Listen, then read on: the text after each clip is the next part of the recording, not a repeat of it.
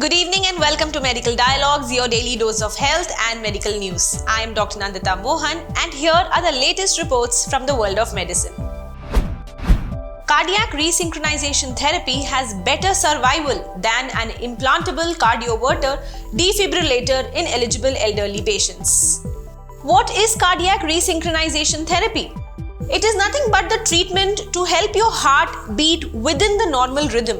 It uses a pacemaker to restore the normal timing pattern of the heartbeat. Despite growing numbers of older patients with heart failure with reduced ejection fraction, the benefits of this therapy, particularly in this group of people, are largely unknown because interventionists prefer implanting an implantable cardioverter-defibrillator device than this therapy due to concerns over complications rates with the latter. A recent study published in the JACC Clinical Electrophysiology challenges this particular belief and has shown that the cardiac resynchronization therapy implantation is associated with a lower hazard of mortality in elderly and also lowers the hazard of heart failure hospitalizations as well.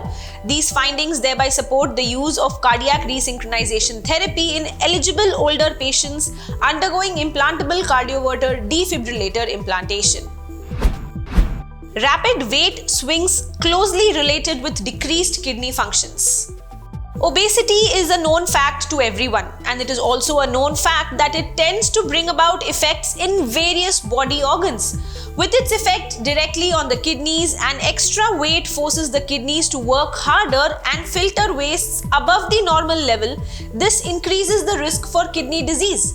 Kidney diseases greatly affects one's quality of life. Approximately 195 million people are affected every year, according to a recent study published in the Obesity, which is the Journal of the Obesity Society. Body weight fluctuations were strongly related to an increased risk of fast renal function decline in persons with normal kidney function. Hence, it was found that at a 11-year follow-up, the largest tertile of weight vulnerability was related with the greatest reduction in estimated glomerular filtration rate. FDA approves schizophrenia drug for patients aged 13 to 17 years. Schizophrenia in kids is an uncommon but very severe mental disorder in which children and even teenagers interpret reality abnormally. Diagnosis of childhood schizophrenia involves ruling out other mental health disorders and determining that symptoms aren't due to alcohol or drug use, medication, or even any underlying medical condition. The FDA has recently approved brexpiprazole for treating schizophrenia for patients aged 13 to 17 years. The drug was approved for this particular treatment in adults and for adjunctive therapy for major depressive disorders in adults as well. This approval further bolsters the mental health community's efforts and resources to address a critical unmet need within the pediatric schizophrenia population.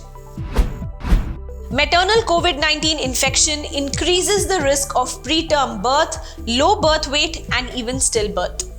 As the pandemic is taking a year more from us, its complications continue to exist more so in pregnant ladies. People who contacted COVID-19 while being pregnant were more likely to have poor birth outcomes, including preterm birth, small for gestational age, low birth weight, and even stillbirth. The poor outcomes of preterm birth and stillbirth were observed primarily with those infected with the virus during the first or the second trimester. The study was published in the Lancet Digital Health and are among the first that account for the trimester of SARS-CoV-2 infection on birth outcomes.